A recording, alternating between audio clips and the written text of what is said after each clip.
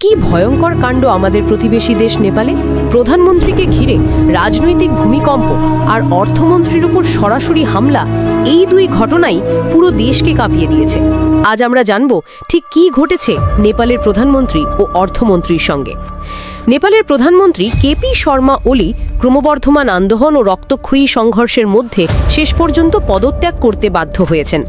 দেশের বিভিন্ন প্রান্তে সোশ্যাল মিডিয়া ব্যানকে কেন্দ্র করে যে গণবিক্ষোভ ছড়িয়ে পড়েছিল, সেখানে বিশেষ করে তরুণ প্রজন্ম বা জেন জি আন্দোলন সবচেয়ে তীব্র রূপ নেয়।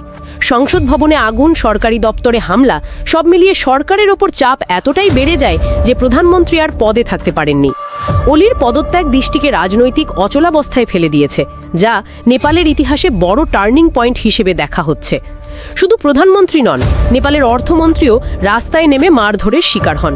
ক্ষুব্ধ বিক্ষোভকারীরা তার গাড়ি ঘেরাও করে এবং তাকে শারীরিকভাবে আক্রমণ করে। ভিডিওটিতে একটি লাইক করে আমাদের পাশে থেকো।